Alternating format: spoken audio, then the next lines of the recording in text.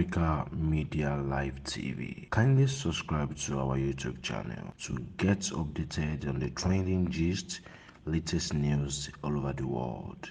Like our page, subscribe, and share with friends. Thank you.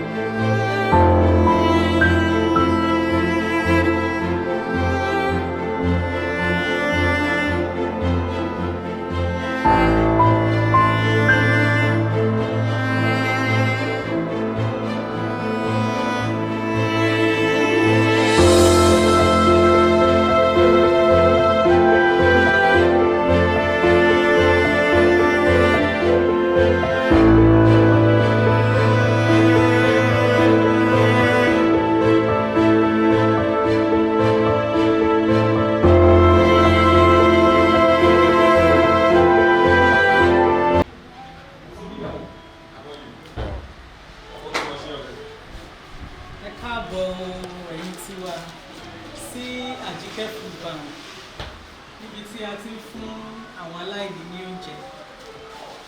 We can't wait to have you all here.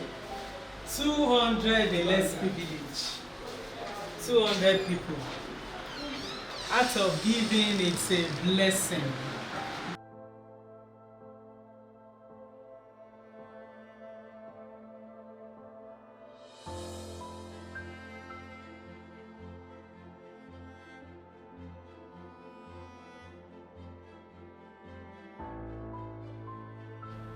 Hello, family, friends. My name is Queen Ajike, the CEO of Princess Ajike Less Privilege Foundation. Princess Ajike Less Privilege Foundation have a place we call a food bank. A food bank where we store food items for the needy. Àwọn Yorùbá ń pè ní ilé ìfóúnjẹpamọ́sí fáwọn aláìní. We store food like rice, gari, semo, iyán, èlùbọ́, gari, and we give Maggi, salt, Indomie, noodles, food stuff as a whole. Princess Ajike Less Privilege Foundation is a foundation that has been running over 6 years now. We thank God. We face a lot of challenges anyway because before we opened the food bank, we moved from one place to another. We traveled a lot. We have gone far to Abeokuta. We have gone back to Alh.Abass Palace. We feed more than 200 less privileged at Alh.Abass Palace. We go to Ibadan. We have been to Ibejuleki local government. We feed more than 150 less privileged at Ibejuleki. We have been to Shagam. We visit Shagam at Shagam Bale's house. We feed more than 170 less privileged there too. We've been moving around, but to God be the glory now. We open a place where they call a food bank, and we've been running the food bank now. We give God the glory. But I want to say a big thank you to those that have been able to assist us with food stuffs. I want to say a big thank you to Ajike Akande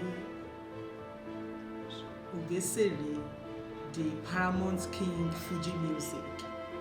Thank you so much, sir. You are so wonderful. I want to pray for you. May God bless you.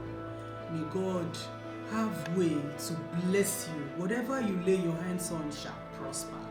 You have been so good. Thank you so much for your support all the time. I want to say thank you to Makades Hotel and Suites. Thank you. God bless you, sir. You have been so wonderful too. Thank you for your support. I want to say thank you, Honorable Durosimi, Akitunde Durosimi Eti. You are such a wonderful father. May God bless you, sir. More to your pockets. I want to say thank you, Honorable Usman Akombi and Sat. Thank you so much. God bless you, sir. I want to pray for everybody. Whatever you all lay your hands on shall prosper in Jesus' name. Today again is on the 16th of November. We are going to attend to 200 less privilege. Today is going to be a wonderful day. We are going to clean a lot of tears today. Thank you, Lord Jesus. Out of giving, it's a blessing. I love you all. All right, bye. Ajike, bọ́mọdé bá sunkún lọ sọ́dún ẹ̀hóró, ariwo fọmọdé, bójá gbàlagbà ló sunkún lọ́ba, ariwo fàgbàlagbà. Ajike ẹlẹ́yinjú àánú ni, ó ń ṣe fọmọdé, ó ń ṣe fàgbàlagbà, ẹ jẹ́ ká kún lápá. Ìyá wa ni ẹ jẹ́ ká kún lápá. Ajike yóò jáde gan 6 years, ọdún mẹ́fà wàsákọ́ tó ti ń bá kíní ọ̀hún bọ̀ àti ọmọdé ó pẹ́ lágbà. Ẹ jẹ́ ká ṣàdúrà fún ni, àní ẹ jẹ́ ká ṣàdúrà fún ni. Ajike ní èmi máa dúpẹ́ pé mo ránu gbà ó, èmi máa dúpẹ́ pé mo ránu gbà. Torí kì í ṣe gbogbo èèyàn lórí àánú gbà. Èmi máa dúpẹ́ pé mo rí àánú gbà. Ajike ní èmi máa dúpẹ́ pé mo rí àánú gbà. Torí kì í ṣe gbogbo èèyàn lórí àánú gbà. Àwọn ìyá mi ní wọ́n wo ohun tá Ajike ṣe. Àwọn bàbá ní wọ́n wo ohun tá Ajike ṣe. Bó bá ń ṣe pé wọ́n ní wàá gbowó lọ́wọ́ mi. Alh.Abass Akande, the Paramount King of Music, Ajike Foodbank of Paramount. Tí ẹ bá bí mi léèrè pé kí ni nǹkan tí ó mú mi lọ́kàn àbí tó fa òǹfà àti wá sí iléeṣẹ́ Ajike Foundation, èmi gẹ́gẹ́ bí ẹnìkan mo ti ń rí wọn tipẹ́tipẹ́, mo ti ń wò wọn látòkèèrè, mo dẹ̀ ń rí gbìyànjú wọn, mo dẹ̀ ń rí àwọn èèyàn lọ́tún lósì láwọn ọ̀rẹ́ wa tó máa ń support organization wọn. Èmi gẹ́gẹ́ bí ẹnìkan Alh.Abass Akande náà, èmi náà máa ń ṣọwọ́ sí wọn wípé ẹ bá mi manage iye àpò ráìsì, ẹ bá mi manage iye àpò ṣúgà yìí, ẹ bá mi manage iye àpò indomie yìí. Ó ti yé yín, nínú tọ́rọ́kọ́bọ̀ tèmi náà ń wí, mo ń gbìyànjú àti ṣe sínú organization wọn torí wọ́n ń gbìyànjú lọ́pọ̀lọpọ̀, wọ́n ń gbìyànjú tí kìí ṣe kékeré. Ara tèmi náà ń rí nìyẹn. Mo tún wá ọjọ́ kan ṣoṣo wípé ó dá o, iléeṣẹ́ Ajike Foundation yìí o, mo mọ̀ pé àwọn aláìní yìí wọ́n máa ń sábà pọ̀ ń bẹ dáadáa. Ọlọ́run á dẹ̀ jẹ́ kí gbogbo wọn padà dé tó máa ní, tó fi dórí àwọn ọmọ wọn tí wọ́n sọ pé ìran mẹ́ta kì í tó ṣì. Èmi mọ̀ wípé lára àwọn tí Ajike Foundation tí wọ́n ń tọ́jú yìí, bí kíní kò bá là, ẹṣin náà ẹ̀ á là, gẹ́gẹ́ báwọn Yorùbá ṣe máa sọ. Èmi ò kí ń ròyìn fún, mi ò lè fẹ́ kí oníkálukú wa kẹ́nikẹ́ni kó wá ẹ pé, àmọ́ àmọ̀ràn mi tún ni pé ká ní ẹyinjú àánú gẹ́gẹ́ bí iléeṣẹ́ Ajike Foundation bó ṣe ń ṣe. Ká lẹ́yinjú àánú, àwọn bá tá bá lè fi ran ara wa lọ́wọ́ ká ṣe é. nǹkan kan tó wá jọ mí lójú nípa iléeṣẹ́ Ajike Foundation, àwọn ò sọ pé kéèyàn kó wá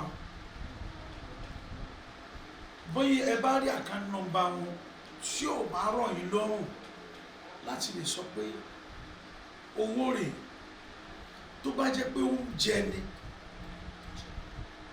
ẹ fi ránṣẹ́ sí wọn. Oúnjẹ yẹn gangan ló jẹ wọ́n lógún jù. Oúnjẹ ni o. Ẹ̀yin honourables wa, ẹ̀yin governors wa, ẹ̀yin olórí ìlú wa, ẹ̀yin lọ́balọ́ba, ẹ̀yin èèyàn pàtàkì, ẹ̀yin tọ́nà ń gbé dìde lọ́tún lọ́sì. Ẹni tí ò ráyè rárá ẹ nídìí láti sọ pé ẹ ṣe wàhálà o. Bí kì í ṣe ẹ gbàgbé account number o, number 145 Bakare bus stop ní Meron Road, number 145 Bakare bus stop Meron Road. Ẹ béèrè Ajike Foundation. Wọn ò ní dandan kẹ́ ẹ sẹ́ndì owó sínú àkáǹtì wọn. Ìyá wa ń ṣiṣẹ́, wọ́n níṣẹ́ tí wọ́n ń ṣe. Nínú iṣẹ́ tó ń ṣe yẹn náà ni wọ́n ti ń gbọ́ bùkátà àwọn tí ò níyì. Ibẹ̀ yìí náà rí wọn, ẹ wò wọ́n, ẹ wò wọ́n. Èèyàn alára bíi tiyín ni wọ́n. Bá a ṣe bí yín ni wọ́n ṣe bí wọn, bá a ṣe bí wa náà ṣe bí wọn. Gbogbo wa kan lọ opportunity jù ara lọ. Àwa tó lọ bá fà lọ sókè jù ara lọ. Ẹ jẹ́ ká gbìyànjú. Wọn ò ní kó o ṣe kó o kọjá ìyè ara ẹ o. Nítorí o bá lè ṣe tó lè ọ̀rọ̀ ẹ lọ́rùn, bó o bá láǹfààní àti lè ṣe lẹ́nu ní lọ́kàn pé o fẹ́ ṣe. Nítorí pé o wá ní lọ́kàn pé o fẹ́ ṣe yẹn, Ọlọ́run àti ìgbà ti lè gbàdúrà ẹ̀. Àmọ́ tó bá ti wá dé kó o rántí wípé o ní nǹkan kan lọ́kàn láti fẹ́ ṣe, àbò láàánú tó o fẹ́ ṣe láwọn ibì kan. Iléeṣẹ́ Ajike Foundation wọn ò ní ẹ kó wá dandan o. Tẹ́ ẹ bá sẹ́ni owó sàkáǹtì wọn, wọ́n á lọ fi ṣe tó ẹ̀kọ́ ṣe kékeré, wọ́n á lọ oúnjẹ ló jẹ wọ́n lógún. Tẹ́ ẹ bá dẹ̀ sẹ́ni oúnjẹ ẹ̀rọ ni dìmédì ní ìbàjẹ́ sọ. Ráìsì ni o, gàrí ni o, èlùbọ́ ni o, ẹ̀wà ni o, índómì ni, gbogbo tẹ́lú oúnjẹ pátápátá tó fi dórí ìpanu, tó fi dórí ìpèkéré. Ẹ rà kẹ́ ẹ fi ránṣẹ́ sí iléeṣẹ́ Ajike Foundation.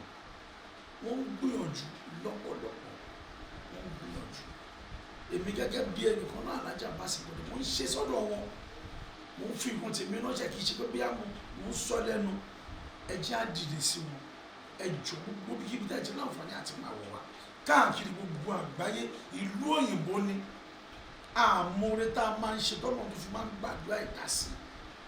Ẹ jọ̀ọ́ ẹ̀yin tí ẹ láǹfààní àti máa wọ̀ wá, ẹ jọ̀ọ́ torí Ọlọ́run.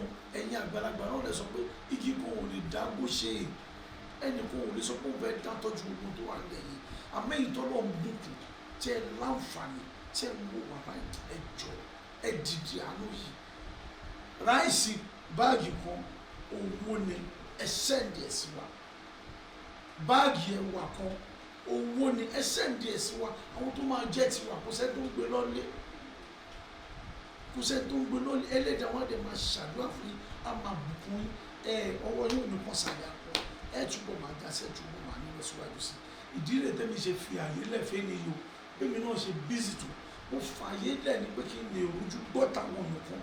Nítorí pé Ọlọ́run opportunity ńlá ní. Ẹ jọ̀ọ́, ẹ jọ̀ọ́, ẹ jọ̀ọ́.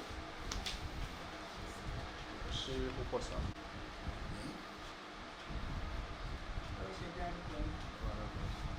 Orúkọ tèmi ni Alh.Abass Akande, Paramount King of Music, àgbà akin àpòpàmọ́ of Yorùbá land. Ẹ ṣé gbọ́dọ̀ sá. Ní agbára ẹ̀jẹ̀ Jésù. Ọlọ́run àtúbàjáyé. Ìjìnlẹ̀ ìfẹ́ Mósè Orímọládé. Ọba tó ń gbénu Múndí Aṣọlá. Ògbénu Adélébọ̀ Ṣògo. Ọba òní. Ọba àná. Ọba ọ̀la. Ọba ojoojúmọ́. Ọba tó wá tẹ́sánmọ̀ tó tún tẹ́lé ayé. Kábíyèsí ìgbà rẹ̀ o. Olúwa gbọ́ ọpẹ́ wa. Lórí gbogbo ohun tá a ti ṣe àti nǹkan tá à ń ṣe lọ́wọ́ àti tá a tún máa ṣe lórí oníkálukú wa, nídìílé wa, lágbègbè wa, nípínlẹ̀ wa, lórílẹ̀-èdè wa. Olúwa gbọ́ ọpẹ́ wa. gbogbo ìgbà tá a bá wá ń dúpẹ́ ẹnu ẹ̀pọ̀ wa máa ẹ̀kọ́ kan. Gbogbo ìgbà tá a bá rántí oore rẹ tá à ń dúpẹ́ ẹ̀yìn yìí wá máa ẹ̀kọ́ korò. Wọ́n lọ́ba tó ní ààbò lọ́dọ̀. Olúwa dáàbò rẹ bò wá. A ò mọ ara aṣọ tó. Bíbélì sọ pé bí kò bá ṣe pé wọ́n Ọlọ́run bá ń kọ́ ilé náà, àwọn bíríkìlẹ̀ àwọn ṣe lásán ni. Ìwọ lọ́ba tó ní ètò ìgbésí ayé wa. Lílọ wa àti bíbọ̀ wa Olúwa dáàbò. Ẹjọ́ ta ló bá kàdúkà. Olúwa dáàbò rẹ bò wá. Gbogbo tá a bá ń wọ̀ sára, Olúwa dáàbò rẹ bò wá. Látara ọ̀rọ̀ tá a bá ń sọ, Olúwa dáàbò rẹ bò wá. Ẹyẹ òṣìṣẹ́ wọ́n ń jẹ wọ́n ń mu ìpèsè látòjò Olúwa pèsè fún wa. Olúwa pèsè fún wa. Tá a bá rí gbogbo ibi tí bàtà ti ń tẹ nìkan kan nu wa lẹ́sẹ̀, Olúwa bá wa bu òróró òtúra sí i. Ní tó wá ń dun èmi àti yín tó ń dun oníkálukú wa lọ́kàn, Olúwa bu òróró òtúra sí i. Inú dúdú lèèyàn fi ń ṣe ilé ayé, àtàlàáfíà àtọrọ̀ Olúwa fi fún wa, ẹ̀mí mọ́ fi fún wa. Àwa fi Àjíkẹ́ lé lọ́wọ́, ọlọ́ba tó ń pèsè fẹ́dà, ọlọ́ba tó ń dáàbòbò ẹ̀dá, ọlọ́ba tó ń fún ẹ̀dá ní gbogbo tó ń fẹ́. Olúwa wá rọwọ́ ọlá orí kọ̀ọ̀kan tálábìnrin tó ń tọ́jú Olúwa pèsè fún. Tó má sọ pé pọ́fátì, ó ní kọ̀ọ̀kan àìsàn pọ́fátì.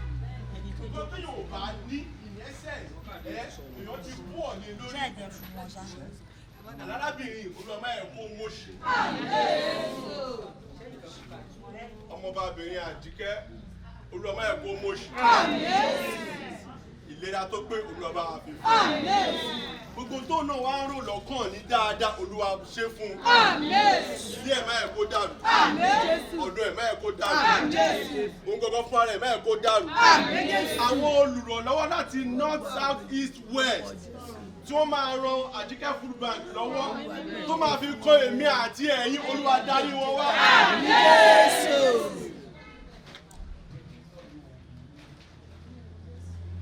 Gbogbo ìgbà tí ire Ajike Foodbank bá tún máa pọ̀ jù báyìí lọ èmi àti ẹ̀yin ọ̀nà fi wá ṣàwárí. Wọ́n ní ẹ jẹ́ ká wá rere Jerusalem torí pé ìrọ̀rùn igi ìrọ̀rùn ẹyẹ orílẹ̀ Nàìjíríà ò gbọdọ̀ dàrú o. A ò ní jagun. Ilé àwa náà ò ní dàrú. Àwa fi ètò ìnílé ẹ lọ́wọ́ Olúwa bá wa ṣe. You are our Alpha and Omega. Heavenly Father, we are committing today's program unto the Holy Hands. Take perfect control in Jesus' name. Amen. Àwa dúpẹ́ kò ti gbàdúrà. Adúpẹ́ kò ti gbọ́ pẹ́. Adúpẹ́ pé ààbò tó ní pọ̀tọ́bọ̀rọ̀ ti fi fún wa. Adúpẹ́ pé o ti pèsè fún wa. Adúpẹ́ pé o ti bless Àjíkẹ́. Adúpẹ́ pé o ti tún lédè Nàìjíríà ṣe. Lọ́pẹ́ wa ẹlẹ́dà. Jésù Olúwa wa. Àmín, àmín, àmín orúkọ Jésù. Torí pé lẹ́yìn Ọlọ́run, Ọlọ́run náà ni. Lẹ́yìn Ọlọ́run náà ni. Nínú jíjẹ, nínú àìríjẹ, Ọlọ́run náà ni. Ebi ń pa mí, ebi ò pa mí, Ọlọ́run náà ni.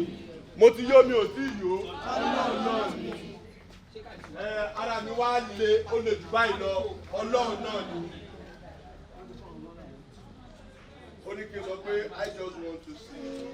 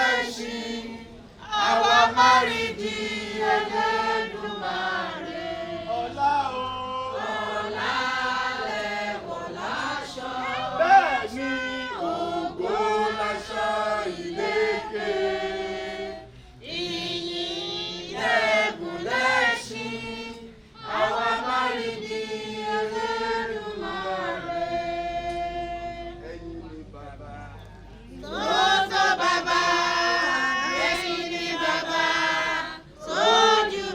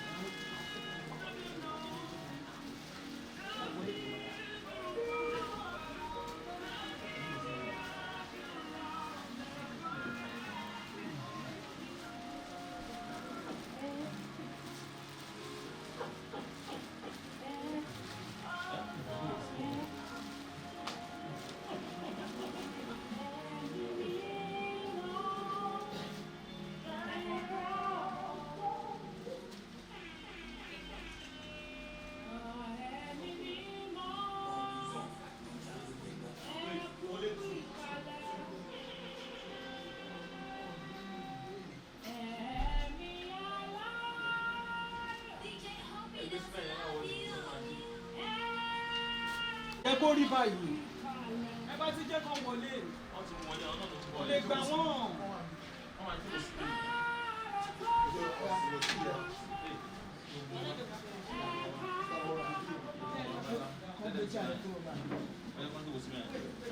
Èèyàn méjì nílé. Èèyàn méjì nílé. Èèyàn méjì. Ẹ máa fi ìjọba fi dé. Òun náà ń sọ fún wa.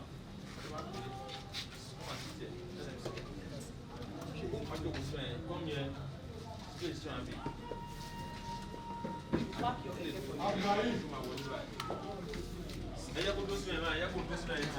Come inside. Where are you from?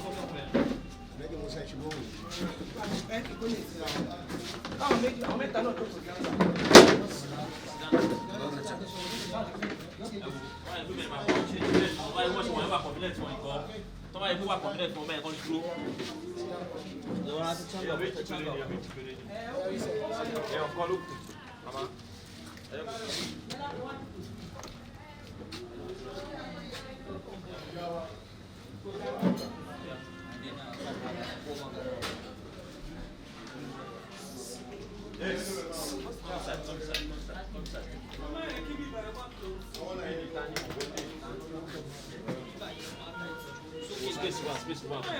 It's okay like this. Okay. Enough.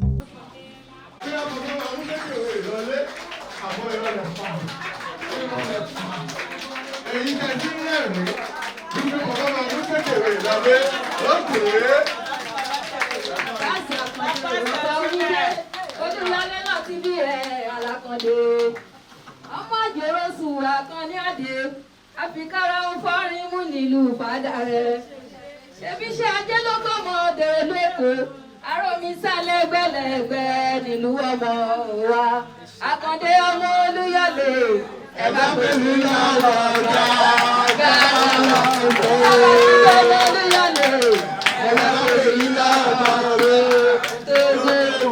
ẹ bá pè mí lọ́wọ́ ọ̀gá náà.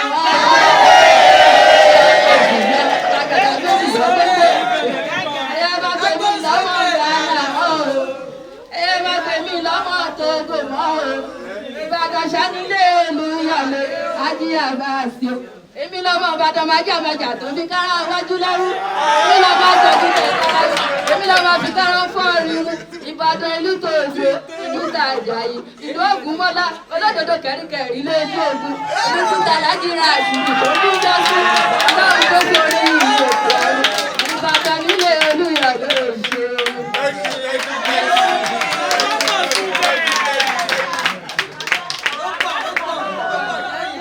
Bí Ajike ká san o.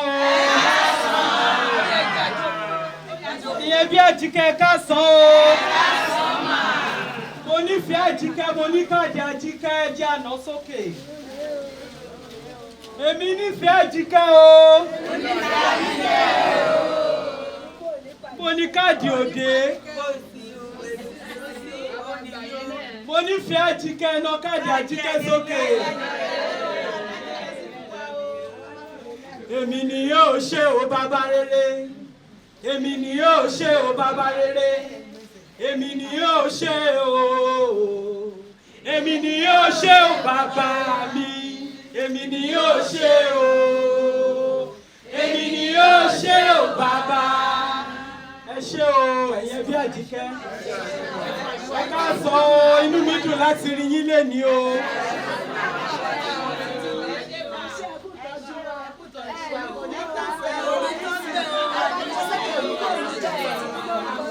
èyí yìí ṣe bá wọlé dáadáa ẹ rí pa ní àlejò pàtàkì.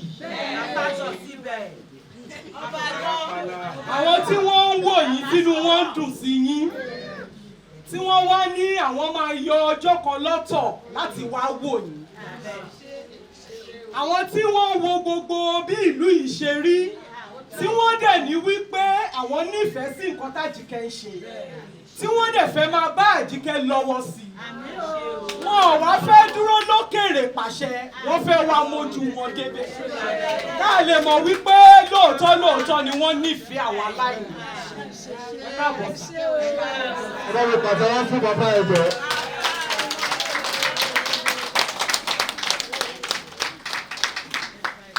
sọlá náà ló kà yín.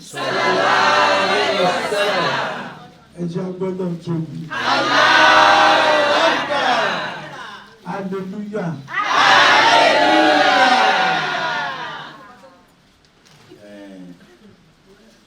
Àti dúpẹ́ lọ́dọ̀ Ọlọ́run. Ọlọ́run á gbọ́ pé wa. Èmi gẹ́gẹ́ bí ẹnìkan tí mo wà wájú yín báyìí. Èmi ọmọ yín, Alh.Abass Akande, the paramount king of music, àgbà àbí àwọn ọba fún àgbà.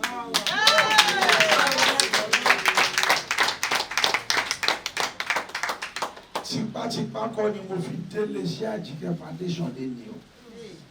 Ó wá láti ọkàn mi ni. Mo dẹ̀ ti ń rí ilé-iṣẹ́ Ajike Foundation. Mo ti ń rí gbogbo tí wọ́n ti ń ṣe látòkèrè. Lọ́tùn lósì. Tó dẹ̀ jẹ́ pé mi ìfẹ́ sọ pé bóyá torí pé a kò máa ń ṣọwọ́ sí wọn lẹ́ẹ̀kọ̀ọ̀kan. Mo wá sọ pé màá fi àyè lẹ̀ láti wá bíbí láti jẹ́ kó mọ̀ pé mo mọ rírì tí wọ́n ń ṣe o pé àtẹ̀túnṣe kí ni a túbọ̀ tún máa mọ rírì ara wa nítorí wípé gbogbo tí àwọn Ajike Foundation máa ń ṣe yìí wọ́n ń gbìyànjú lọ́pọ̀lọpọ̀ kì í ṣe pé a ti rí ọ̀pọ̀lọpọ̀ èèyàn tó ti ń ṣọwọ́ sí wọn torí mo béèrè lọ́wọ́ wọn ìpé báwo lè ṣe ń ṣe wọ́n jẹ́ kí n mọ̀ ìpé gbìyànjú táwọn ń ṣe àwọn iṣẹ́ táwọn ń ṣe ó làwọn ti ń ṣe gbogbo táwọn ń ṣe yìí o kì í ṣe pé àwọn èèyàn kankan lóòótọ́ àwọn èèyàn kankan àmọ́ ṣe mọ̀ pé nínú mẹ́wàá kárí méjì ó ti yé yín nítorí ẹ̀ lèmi ṣe nímọ̀ láti wá bílẹ̀nì káwá fi àǹfààní ojúlùmọ̀ tọ́lọ́run fi hàn ayé wípé kó dìde sí ìyàwó Àjíkẹ́ kọ́rùn máa wọ̀ wọ́n. ṣé mọ̀ pé nígbà míì tí nǹkan bá pọ̀ jù nígbà míì bẹ́ẹ̀ ò bá tètè rí olùrànlọ́wọ́ ìmọ̀ rẹ̀ ni bẹ́ẹ̀ torí náà ẹ̀yin ìyá mi tẹ́ ẹ jókòó ẹ̀yin bàbá mi lágbára tọ́lọ́wọ́ ba láàánú gbogbo bí bàtà ti ń ta yín lẹ́sẹ̀ Ọlọ́run àṣẹ. á bu òróró ìtura sí i. bó bá jẹ́ pọ́wọ́ yín kọ́ lọ́lọ́run fẹ́ gbà á wọlé àkọ́nú àwọn ọmọ yín á gbé kọ́nú ọmọ yín dìde. á gbé ẹ̀jẹ̀ ìlérò dìde nú ọmọ yín. débi kí wọ́n máa wá wò pé àbí ìyá alágbájá ni àbọ̀ nǹkan ni ó sì wọ́n sọ fún lánàá kí n fún lọ́wọ́ àbí bàbá alágbájá kọ́ ni Ọlọ́run á wọlá àníyàn ìyá wa Àjíkẹ́ á wọlá àníyàn rere tẹ́yìn náà ní lọ́kàn tẹ́ ẹ wò pé jẹ́ ń lọ bá fún Àjíkẹ́ á dìde ìrànlọ́wọ́ fún mi ṣé wá rí ibi tí ìyá wa náà tán wá lójú sí tán lójú sí Ọlọ́run á gbá àánú dìde fún ọkùnrin màá tún wá fi àsìkò yìí máa fi bẹ̀ yín náà ẹ jùmọ̀ iṣẹ́ tẹ̀yin náà máa ṣe wà iṣẹ́ tẹ́ ẹ máa ṣe yẹn ni wípé ní gbogbo ìgbà tí ẹ bá ti ń jí láàárọ̀ ẹ sọ fọ́lọ́run ní kọ́kọ́ pé arábìnrin kan Àjíkẹ́ yìí irú ẹ̀dá wo ni gan bá a bá nírú ẹ̀ tó bíi 8 àbí 10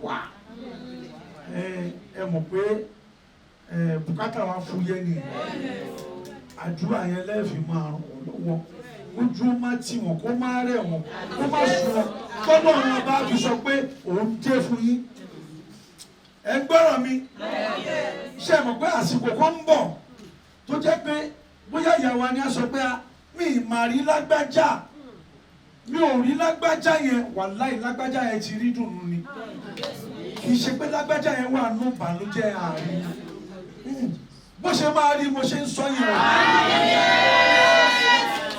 àwọn gáàdùn wa gbéra pé àwọn fẹ́ wá lágbájá yẹn lọ lé pé àní lágbájá ọ̀ká ti wá lẹ́nu kọjá sọ fún ọ pé àdúrà lágbájá ti gbà o ó ní òjì á rí o pé kẹ́ fún lágbájá yẹn ẹ̀yà gbé fẹ́mi àbí kẹ́ gbé fún lágbájá báyìí sí ọ̀rọ̀ yẹn ò yé yín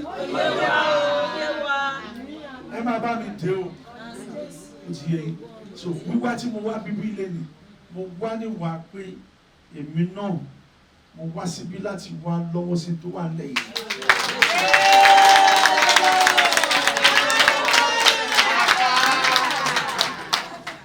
bó ti lọ́wọ́ sí kì í ṣe ní o ọlọ́wọ́ ọba dẹ̀ ló ṣe agbára ẹ̀dá kọ̀ọ̀kan màá di ogún màá dọ́gbọ̀n ẹ̀dá ọlọ́wọ́ fẹ́ bẹ́ẹ̀ ọlọ́wọ́ ọba ló ń di gbogbo nǹkan mo tún wá ń fi àsìkò yìí rọ gbogbo èyí tí ẹ láǹfààní àti máa wò wá tẹ́ ń gbọ́ wa káàkiri gbogbo àgbáyé ní gbogbo kíbi tẹ́ ti ń wò wá lamẹ́ríkà ní London ní Canada ní Holland ní Italy ní Japan ní Belgium ní àwọn ìlú tí mi ò lè dárúkọ South Africa ní nílùú Nàìjíríà wa yìí gbogbo ẹ̀yin honourables wa pátápátá ẹ̀yin governors wa pátápátá ẹ̀yin olórí ìlú wa ẹ̀yin tọ́lọ̀ ń kẹ́ tá àti ẹ̀ mọ̀ tá a rí rí tá a gbúrò orúkọ yín gan ẹ wò ó account number wa rèé o àmọ́ ẹ tún mọ kínní kan pé kì í ṣe dandan kẹ́ ẹ fi owó ránṣẹ́ o ìyá wa Queen Àjíkẹ́ wọn sọ pé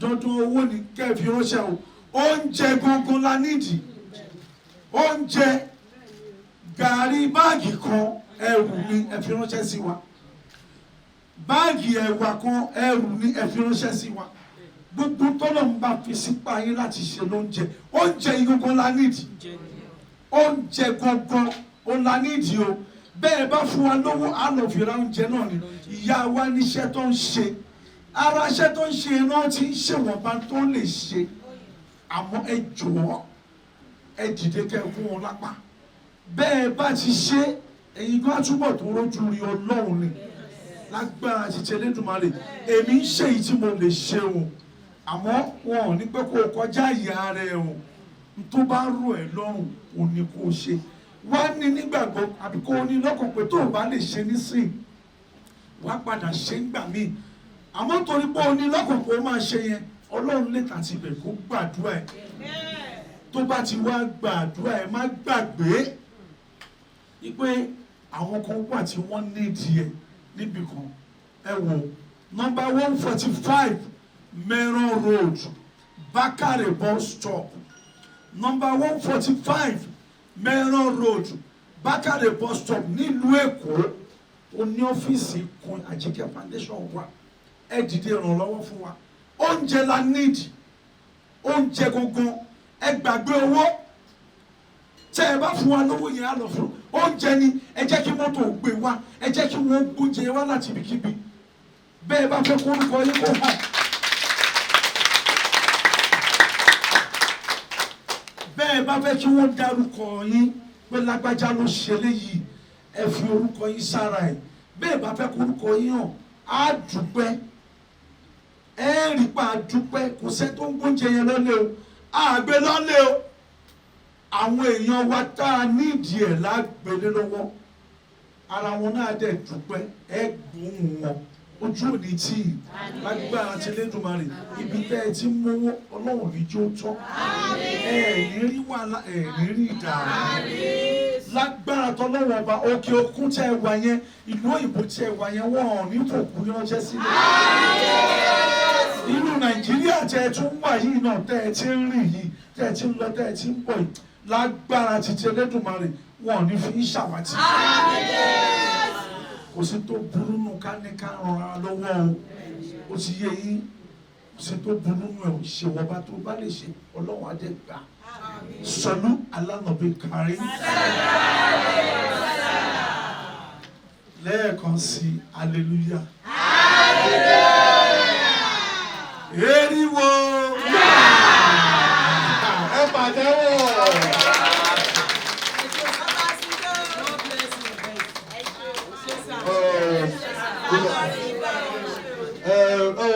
Alhaji, ẹ bá bínú sá. Mi ò tiẹ̀ sọ ọ̀kan mi ò rántí sọ̀rọ̀ kan ó ti yẹ yín torí bọ́rọ̀ ṣe ká mi lára ó ní ò jẹ́ kí n rántí ìyá mi Ajike Foundation lágbára títí Elédùmarè màá ṣọwọ́ 1,500,000.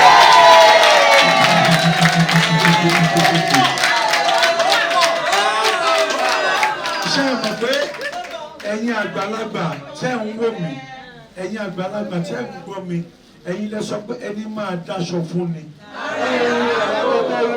lẹ́tọ̀ọ̀rùn ẹ̀ la máa kọ́kọ́ wò òun ló jẹ́ kémi náà ṣọwọ́ ṣáájú kì í ṣe ti gbéraga o kì í ṣe ti gbéraga o ẹ jọ̀ọ́ ṣe rí nílé iṣẹ́ Queen Ajike Foundation yìí béèyàn fún wa ní 1,000 naira owó ni àmọ́ gẹ́gẹ́ bí n tá a sọ àní dandan kẹ́ ẹ fún wa lówó o.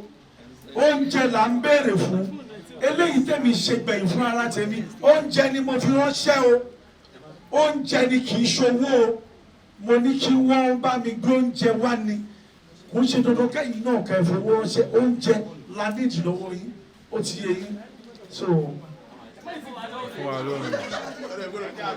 ọ̀yá mi ní kí n kọrin fáwọn àwọn ọ̀yá mi ní kí n kọrin fáwọn.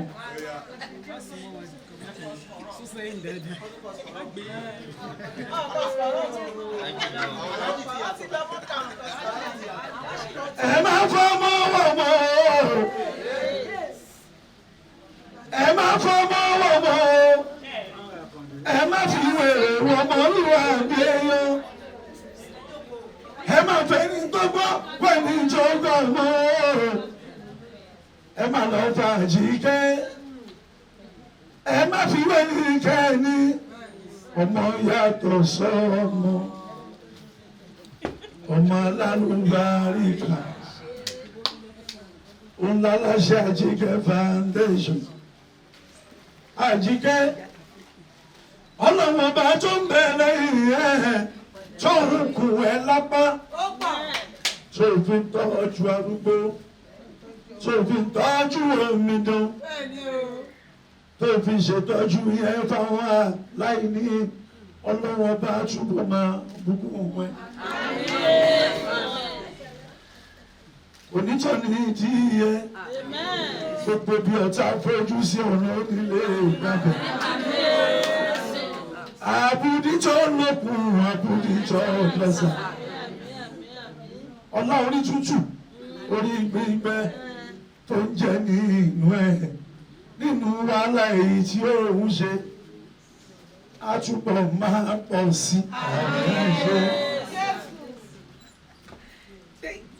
Ajike Foundation mi àtọmọdé pẹ̀lú àgbà o àwọn ìyá mi pátápátá àwọn bàbá mi pátápátá ẹ̀rí mi láàrin wọn ṣẹlẹ̀ rí mi láàrin wọn àwọn ìyá mi ni àwọn bàbá mi àjọ ń bẹ l'Ajike Foundation àtọmọdé pẹ̀lú àgbà ẹ̀yin tí ẹ ń wò wá ẹ mọ̀ pé mo ṣàṣọ lẹ́ẹ̀kan mo sọ pé kékeré lówó tẹ́ ẹ bá fún wa lówó àgbà sínú àkáǹtì Ajike Foundation kò sí ohun tí a ò fi ṣe lẹ́yìn pé ká fi ra oúnjẹ náà láwọn ò fi rà àmọ́ tẹ́ ẹ bá fóúnjẹ ránṣẹ́ ìyẹn máa ti tó bẹ́ẹ̀ fún alápò ẹ̀wà àpò gàrí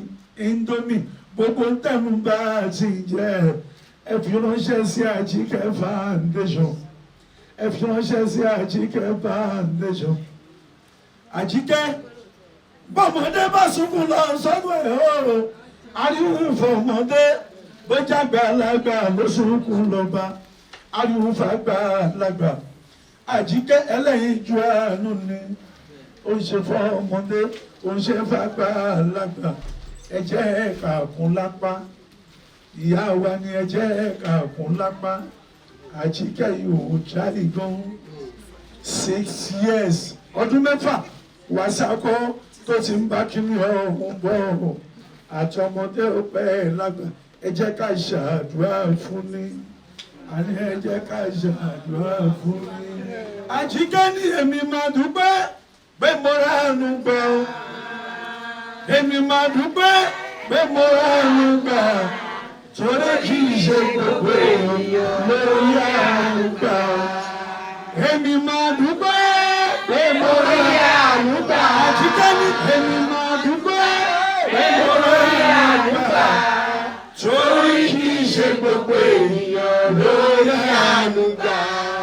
Àwọn ìyá mi ní wọ́n wo ohun tá Ajike ṣe. Àwọn bàbá ní wọ́n wo ohun tá Ajike ṣe. Bó bá ń ṣe pé wọ́n ní wàá gbowó lọ́wọ́ mi. Thank you very much. Thank you. Thank you.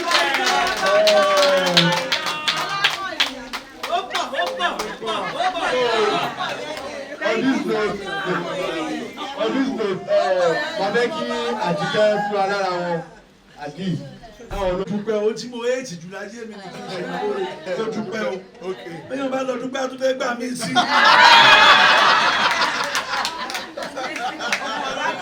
Ẹ má dúpẹ́ o.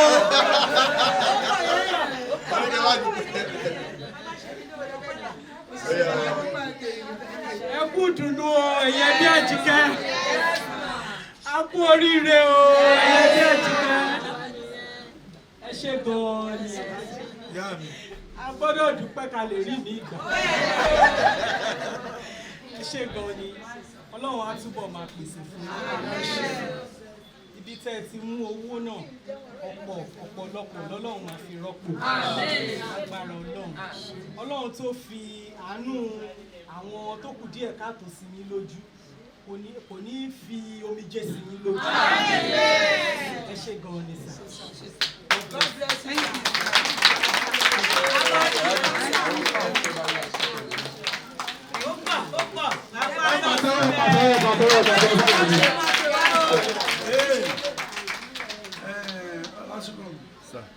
Bá ń fi 200,000 lẹ́sìn kó fìrà mineral.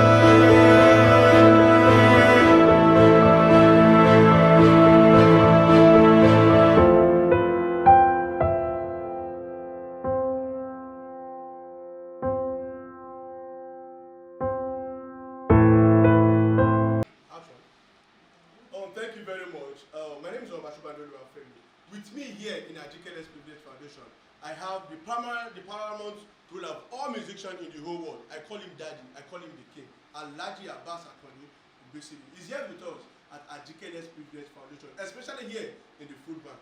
Alhaji, thank you for coming. Mo dúpẹ́ gidi lọ́wọ́ yín fún ìfẹ́ tẹ́ ẹ ní fáwọn aláìní, fún ìfẹ́ tẹ́ ẹ ní sáwọn arúgbó, fún ìfẹ́ tẹ́ ẹ ní sáwọn tó kù díẹ̀ káàtó fún. Alhaji, àwọn èèyàn wò wá nílé, wọ́n fẹ́ gbọ́ nǹkan tẹ́ ẹ rí tẹ́ ẹ fi wá síbí. Àwọn àgbàlagbà ẹ má bìrì fún fẹ́ pòwe o, wọ́n ní kí ló bèrè lọ́bẹ̀ tó fi wá lọ́wọ́. Alhaji kìlẹ̀ nígbà tẹ́ wá sí Ajike Foodbank. Mo ti ń gbúrò ní ìṣe mo ti ń gbúrò charity organization tí a mọ̀ sí Ajike Foundation. Mo ti ń gbúrò kì í ṣe ní kì í ṣàmù. Èmi náà bẹ̀ ti ń gbìyànjú àti máa ṣọwọ́ sí wọn náà. Mo tún wá ń fi àsìkò yìí rọ àtọmọdé àtàgbàlagbà ẹ jọ̀ọ́ ẹ wá dá sí ilé iṣẹ́ Ajike Foundation, ẹ wá kún wọn lápá. Ìyá wa ń gbìyànjú, ẹ dìde láti kún wọn lápá. Àkáǹtì nọ́mbà wọn bẹ́ẹ̀ bá fún wọn lówó wá gbà. Àwọn ẹ rántí pé owó yẹn tẹ́ bá fún wọn oúnjẹ náà máa lọ fi ra o. Tá a bá rẹ tó jẹ́ kó lè gbìyànjú dìde fún ara rẹ̀, oúnjẹ yẹn ni mo ní tá a níjì. Oúnjẹ yẹn ni o, oúnjẹ yẹn ni oúnjẹ yẹn ni bá fi wọ́n ṣe. Nọ́mbà 145 Meron Road, Bakari bus stop, Lagos State, nílùú Jẹ́sì. Ìyá wa ń gbìyànjú Ajike Foundation, ẹjọ́ ìjà kò lápá. Ẹ̀yin àgbàlagbà lẹ́ni tí mo bá ẹnikẹ́ni tó bá nípa láti ṣe ìrànlọ́wọ́ fún ọmọ ẹnìkan ṣe. Ẹ dìde, ẹ jẹ́ ká ti ara àwọn ará bíi máa dúpẹ́ lọ́dọ̀ Ọlọ́run. Kì í ṣe lọ́wọ́ kẹ́ ẹ sẹ́ńdì owó sí wa. Àní oúnjẹ la fẹ́, oúnjẹ la nídìí ní Ajike Foundation. Èmi náà gẹ́gẹ́ bí ẹnìkan oúnjẹ ni mo kọ́kọ́ fi ránṣẹ́ sí bíbí yìí. Ó ti ẹ̀jẹ̀ pé lọ́pọ̀lọpọ̀ bá sí mi ò ráàyè àti sọ pé mò ń lọ ṣìwálà ẹ̀mọ́ tí máa kàn ẹ̀ṣẹ́ àgbà tọ́rọ́kọ́bọ̀ tí mo ní tí máa sí ọ̀lẹ̀ sàkàtú. Àmọ́ ẹ má ní lọ́kọ̀ọ̀kan tó bá gba owó yàn fẹ́ lọ náà ni. Ìyá wa níṣẹ́ tí wọ́n ṣe irú iṣẹ́ tó ń ṣe yẹn Ọlọ́run ti ń gbìyànjú láti máa tọ́jú àwọn ará bí bẹ́ẹ̀rí wọn ilé wọn. So nísìnyí oúnjẹ yẹn ni o ẹ̀jọ̀ oúnjẹ ní gbogbo àgbáyé jẹjẹ láǹfààní àti máa wà ní Nàìjíríà ni ìlú òyìnbó ni gbogbo kiri káàkiri lókè ọ̀yà ni oúnjẹ ni ẹ fi ránṣẹ́ sí wa. Oúnjẹ ló lè ṣe o, oúnjẹ ló lè ṣe o, oúnjẹ ló lè ṣe o. Ẹ ṣé Alh.Abass Akande Obesere. Ní bákan náà ní ẹ̀gbẹ́ wọn lẹ máa ti rí olùdarí iléeṣẹ́ yìí Queen Ajike fún alára wọn. Àwọn náà wà nílé wọ́n fẹ́ dúpẹ́ lọ́wọ́ pápá wọ́n tún wá ránṣẹ́ sẹ́yìn tẹ̀wá lé. Queen mother kí lè fẹ́ sọ. Ẹ káàsán o ẹ̀yin ará ilé, ẹ káàsán o. Mo ní kí n dúpẹ́ lọ́pọ̀lọpọ̀ lọ́wọ́ Ọlọ́run. Mo ti dúpẹ́ lọ́wọ́ Alhaji tí wọ́n ní àánú àwọn aláìní lójú tó mú wọn tí wọ́n wá síbí. Wọ́n ti ń fi nǹkan ránṣẹ́ sí wa tẹ́lẹ̀tẹ́lẹ̀, ṣùgbọ́n inú wa wá dùn púpọ̀ púpọ̀ pé wọ́n tún wá láti fẹ́ wá mú ojú tó nǹkan tí wọ́n ń ṣe ń bí. Ẹ bá mi dúpẹ́ lọ́wọ́ wọn, Ọlọ́run á dẹ̀ bá mi dúpẹ́ lọ́wọ́ wọn. Gbogbo ibi tí wọ́n ti ń mú owó àbùdí ní tolókun àbùdí ní tọlọ́sà ọ̀pọ̀lọpọ̀ lọ́lọ́run á bá mi fi rọ́pò. Agbára Ọlọ́run wọ́n ṣe gan ni. Ẹ̀yin tí ẹ fẹ́ ṣe Ọlọ́run á kún yín lápá o. Ẹ̀yin tí ẹ ní lọ́kàn tẹ́ fẹ́ ṣe Ọlọ́run á kún yín lápá. Àmọ́ ẹ̀yin tí ẹ ní olóhùn ẹ̀jọ̀ ẹ dìde ìrànlọ́wọ́ sí Ajike Foundation. Ọgbà àtìlẹ́yìn máa gbé lóhùn lè tún wọ yín. Thank you very much for every one of you that you are watching us live. Papa have said it all. He has done his own quota. We are also expecting you to also do yours. Don't forget that the act of giving is a very good act. Once again, Alh.Abass Akande Obesere, thank you very much and God bless you all. My name is Alh.Abass Akande Obesere. Thank you. Ajike ìtì ẹ̀ mórí kọ́lé Obesere ti kọrin fún wa, wọ́n ti kó gbogbo orin lẹ́ni ìbáyìí. So ní tí gbogbo wa ti gba káàdì wá ń sìn yìí, kò sí pé à ń gba káàdì lọ́wọ́ èèyàn kankan mọ́. So a máa bẹ̀rẹ̀ sí ní àti ní nọ́mbà everybody la ṣe àwọn pé tẹ́lẹ̀tẹ́lẹ̀ ká lè fi rí everybody la ṣe gba káàdì yẹn, but wọ́n ti wá dá padà ń sìn yìí. So program wa máa bẹ̀rẹ̀ ní ṣé kò ṣe 20 on the 20 ṣe wọ́n pa máa ṣe Xmas Ọlọ́run pèsè fún wa o ká lè rí ẹ̀dìyẹ gbé fún everybody. Ká lè rówó ra ráìsì o. Torí bàtà dé ọjà lẹ́ni ìta fẹ́ ra ráìsì wọ́n ní 50,000, 49,000. Mo ní hey my heart. Ó yẹ jẹ́ ká tún gbé wà. Adébítà tún ti fẹ́ gbé wà, wọ́n náà tún ní 48,000. Àtúmọ̀ ẹ̀kọ́ ojú nígbà gbogbo ojú ẹ̀mú jẹ́ ká tiẹ̀ ṣe kọ́kọ́ gbé wà ní. Ọlọ́run bá wa jẹ́ kí gbogbo ẹ̀ jẹ́ ìrọ̀rùn. Tó bá máa fi di from 20th sí tá bá ń fún yín ráìsì ká lè máa fún yín lẹ́dìyẹ. Ẹ ṣé gan, inú mi dùn láti rí gbogbo yín o.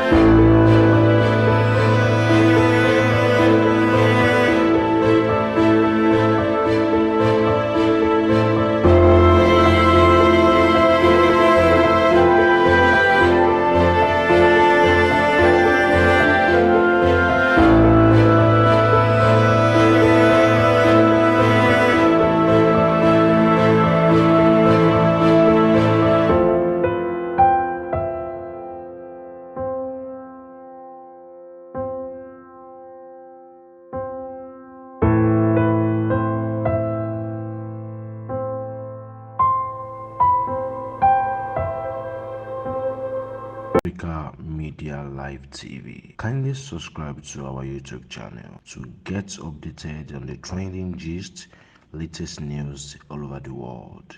Like our page, subscribe, and share with friends. Thank you.